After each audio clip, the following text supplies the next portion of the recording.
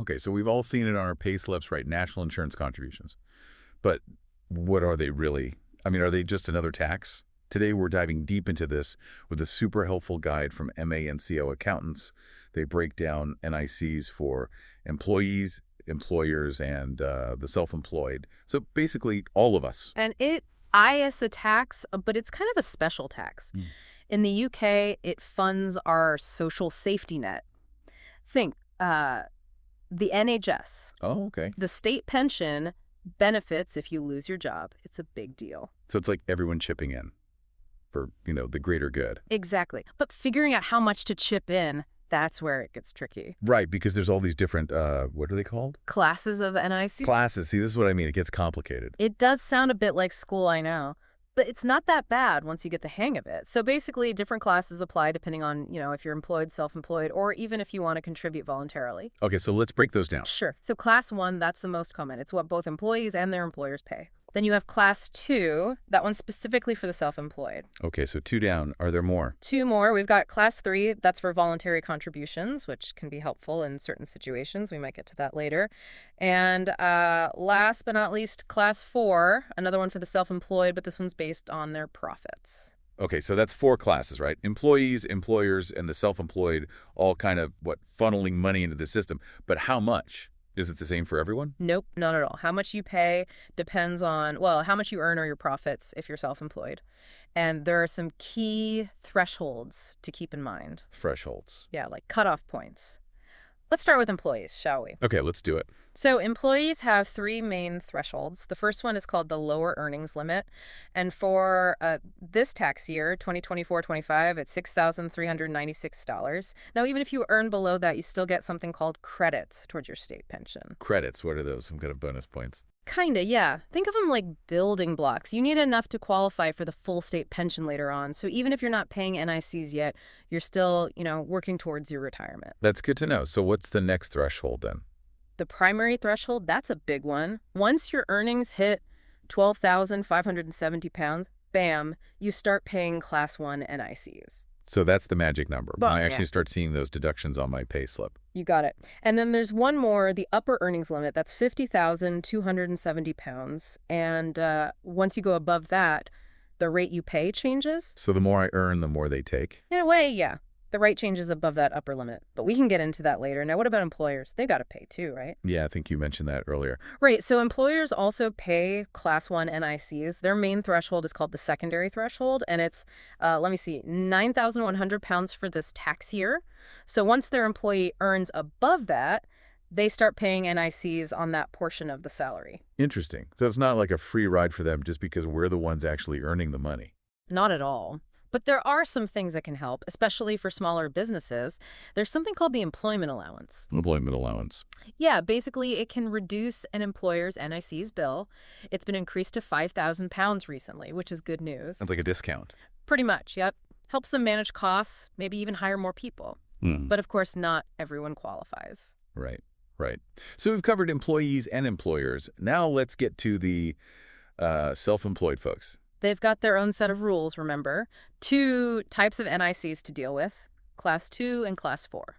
Yeah, it sounded a bit more complicated for them. Well, with Class 2, they have the small profits threshold. That's set at 6,725 pounds. If your profits are below that, you're off the hook for Class 2. Makes sense. Then there's Class 4, which kicks in when your profits reach the lower profits limit. That's the same as the primary threshold for employees. 12,570 pounds. But this one's calculated based on your actual profits, not just a flat rate like Class 2. And is there another upper limit for them too? Good catch. Yep, the upper profits limit for Class 4 is also 50,270 pounds. And just like with employees, the rate changes once you go above that. Okay, so it's like a separate system for self-employed people running parallel, but with its own thresholds and rates. Exactly. Now, there are some other things that can shake things up for everyone, no matter how you're employed, like the personal allowance freeze. Ooh, yeah, I've heard about that. But to be honest, I'm not really sure what it means. So the personal allowance is the amount of income you can earn before you start paying income tax. Back in 2021, the government decided to freeze it until 2026. So even if everything's getting more expensive, my tax-free allowance stays the same. Exactly. Yeah. Which means even if your salary doesn't increase, you could end up in a higher tax bracket, potentially paying more in NICs too. Wow, that's kind of sneaky. It's definitely something to keep an eye on. But you know what? I think the best way to understand all this is to actually see it in action with some real-world examples. Yeah, okay, that makes sense. Let's do that.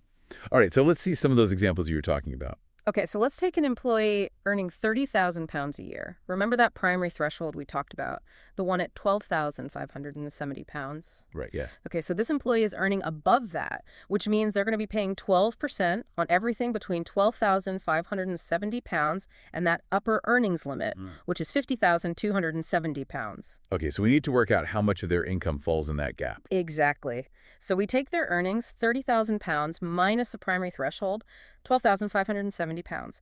That leaves us with £17,430. And that's what they pay NICs on. Yep, at 12%. Right. So £70,430 times more 10.4, that gives us £2,091.60 Cs. So that's their total NICs for the year. That's it. See, not too bad once you break it down. No, that makes sense. Okay. What about an employer? Say they're got it, and then we times that by the employer's NICs rate, which is, what was it again? It's 13.8% this year, so a bit higher than what employees pay. Right, so £15,900 times 0.138.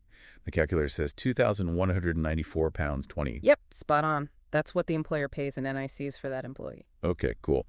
Now, the self-employed, that was the one I was struggling with a bit. Okay, let's say our self-employed friend is making £40,000 profit.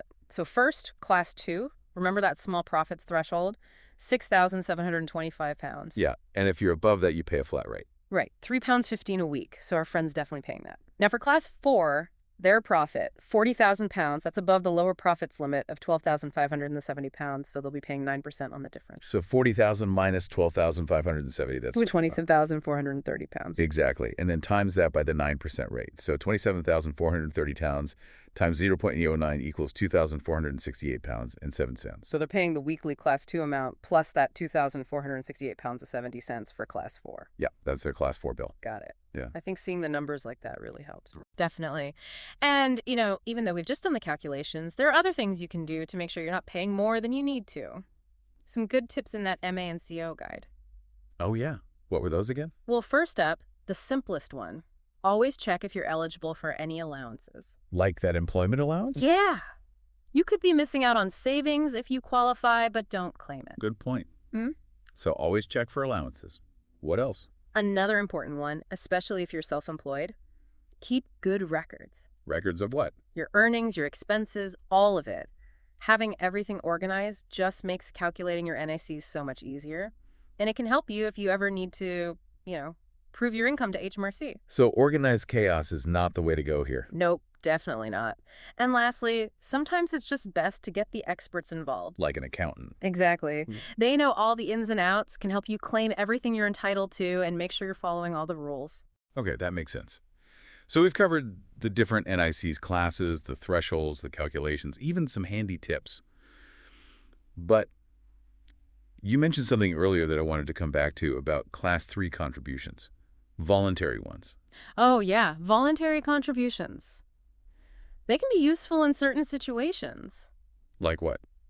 Well, sometimes people have gaps in their national insurance record. Maybe they lived abroad for a while or weren't working for whatever reason. And that can affect your state pension.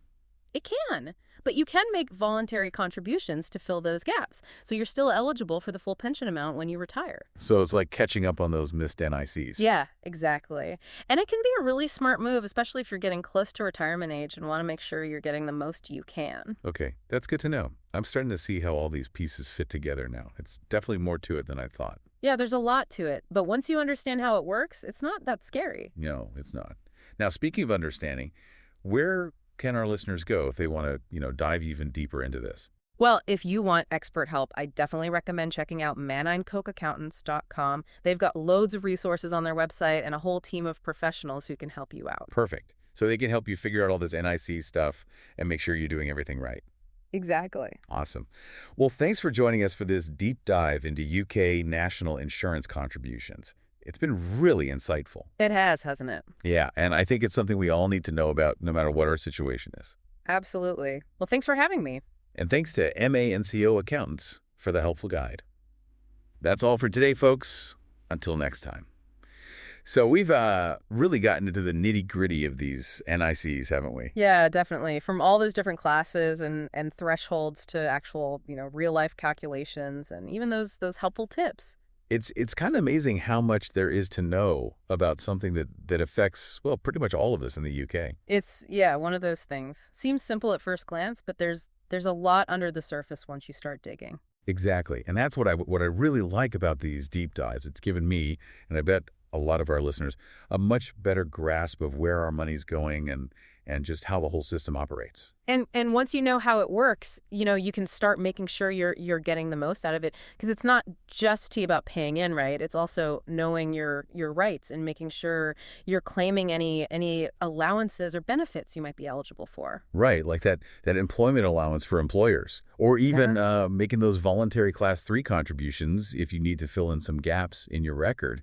Stuff I honestly I wouldn't have even known about before we did this. See, knowledge is power, Mm, especially when it comes to, your money. for sure.